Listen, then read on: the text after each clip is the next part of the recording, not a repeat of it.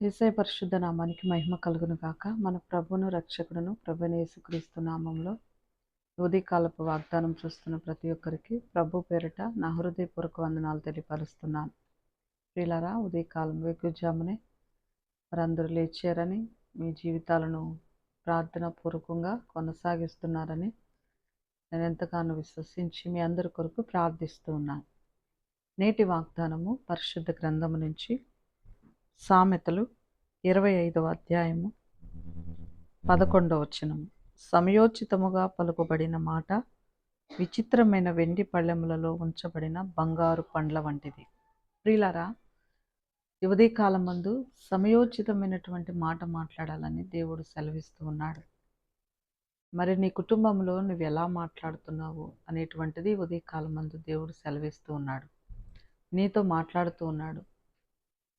ఏమనంటే, సమయోచితమైనటువంటి మాట విచిత్రమైనటువంటి పళ్ళెములో పెట్టేటువంటి బంగారు పండ్ల వంటిదంట.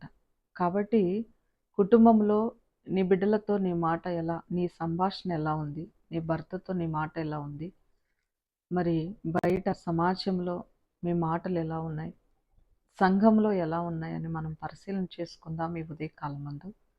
ఎందుకంటే అనుదినము దేవుడు మనతో మాట్లాడుతున్నాడు. తన వాగ్దానం ఎత్తి తన వాక్యము చేత మనందరినీ కూడా బలపరుస్తున్నటువంటి దేవుని వాగ్దానమునకు లోబడి దేవుని వాక్యమును అన్వయించి ధ్యానించి ఆ వాక్యానుసారంగా జీవించినప్పుడు దేవుడు నిన్ను బట్టి నీ కుటుంబాన్ని బట్టి ఆనందిస్తాడు. ప్రియులారా, సమయోచితమైన మాట పలికేదానిగా మనము ఉండాలి. పలికే వారముగా మనందరం కూడా ఉండాలి. కాబట్టి జాగ్రత్త కలిగి మనం మాట్లాడాలని దేవుడు మాట్లాడుతున్నాడు.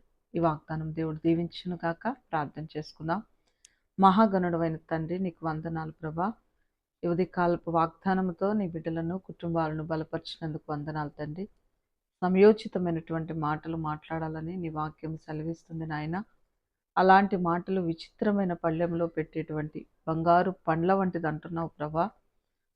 నిజమే, గురువులతో ఎలా మాట్లాడాలో, దైవభక్తి కలిగినటువంటి విశ్వాసులతోనూ సేవకులతోనూ సంఘములోనూ సహవాసంలోనూ కుటుంబంలోనూ బిడ్డలతోనూ ప్రభా ఏ విధముగా మాట్లాడాలనేటువంటిది ఉదయకాలం మందు మాకు నేర్పించారు తండ్రి. మీకు స్తోత్రాలు. ఈ వాగ్దానం ఎంతమంది అయితే చూస్తున్నారు, ప్రతి ఒక్కరిని బలపరచండి నాయన. కుటుంబంలో బలపరచండి దేవా తండ్రి, సంఘములో బలపరచండి.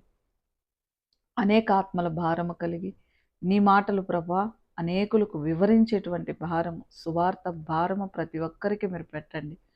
సమయోచితమైనటువంటి మాటలు నీ బిడ్డలు మాట్లాడులాగన కృప చూపమని మా ప్రభువును మా రక్షకుడును మీ ప్రియకుమారుడైన యేసు నామములు అడిగి వేడుకుంటున్నాము తండ్రి. ఆమేన్. ప్రభుకి మహిమ కలుగును గాక. దేవుడు మిమ్మల్ని దీవించి ఆశీర్వదించును గాక. ఆమేన్.